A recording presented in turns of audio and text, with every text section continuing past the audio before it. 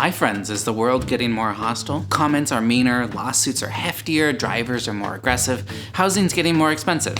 Let's talk about it. Let's first look at some of the comments from this last month. Friends often tell me to just ignore the comments, but I do like to try and respond to most of the questions that I get there, and I get an email with every comment. You know, especially with this lawsuit that's happening with the National Association of Realtors, I'm sensing this kind of general hostility to the real estate industry, and justifiably so. There's a lot of slimy and aggressive salespeople out there, but you know, try as I might, I cannot manipulate the cost of housing. I'm sure most of you realize this, of course, but I am blown away by some of the people out there. I like this spot. It's a 2017 build.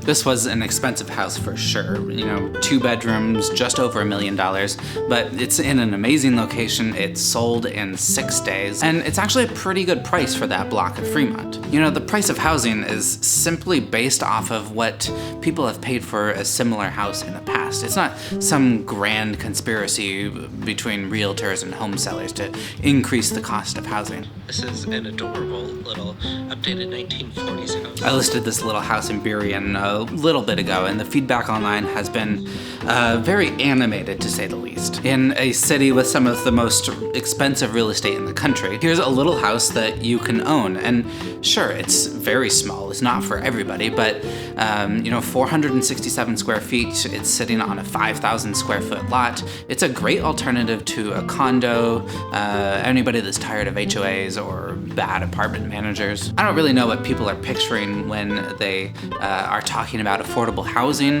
but this is it. Okay, that's enough negativity. My job is to not manipulate the market, but work to understand it and attempt to explain it to you all.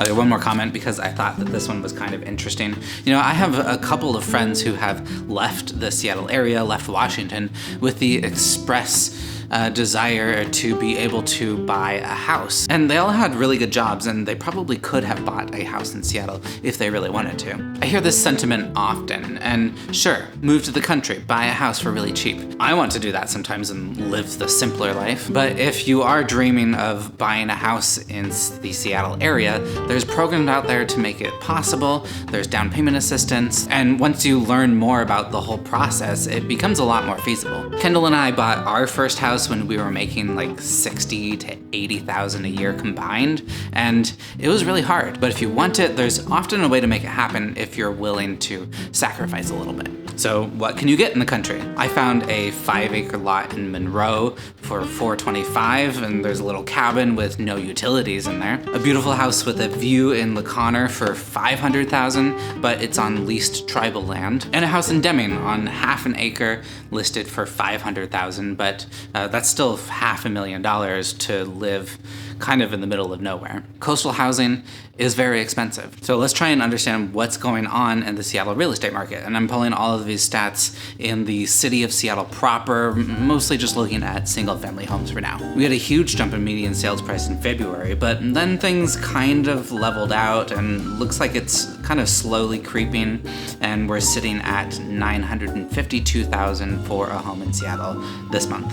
I call this one supply versus demand. I like this to get an idea of competition. The numbers don't really matter here, it's more about the gap between the active listings and the number of sales, and there was no inventory at the beginning of this year. I didn't do much business at all in early 2024 because there wasn't really anything for anyone to buy, but demand picked up, inventory lagged for a minute, and now it's all on the uptick. In the field, I'm seeing most houses sell in the first week with multiple offers, but fewer crazy bidding wars than a couple months ago. I'm helping somebody right now in the $600,000 range, and we're seeing most houses go with like 3 offers or so, but they're pretty much all going at asking, and kind of half and half with an inspection contingency or not. And here's a tip: if you're looking to sell a house, make sure that you do get a pre-inspection so that you can avoid going pending inspection and getting your buyers to try and leverage that into a negotiation period. Speaking of inventory, here's 3 years of data for months of inventory, which basically states how long it would take to sell out of current housing stock. We're actually pretty solid compared to last year, mostly following the same curves, nowhere near the speed 2 years ago. And That's what higher interest rates will do, I guess. So are home prices going to come down? No, home prices never come down. If you look back 10 years ago, the average Seattle home cost $520K, whereas today it costs $1.14 million. Now, I've had a lot of questions about the lawsuit that happened with the NAR, and thankfully our MLS, the Northwest Multiple Listing Service, is not owned by the NAR, which they do own much of the MLSs around the country. We've actually already implemented a lot of the things that the lawsuit is requiring. We made commissions public and forward-facing a couple years ago, and then just January this year we've had to get buyer brokerage agreements so that when I'm working with a buyer, pay is very transparent. I still don't have any buyers paying me directly. It always comes from the sale of the house. We'll see how that changes in the years coming. I am starting to see commissions come down a little bit though, and here's my hot take.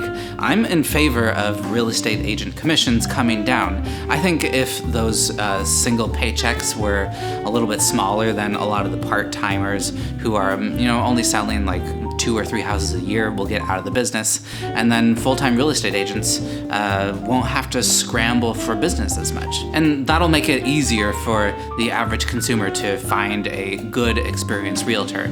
In the past 5 years that I've been doing this, I've sold 97 houses. I just talked to a real estate agent who's been in the business for 20 years and sold his 700th house.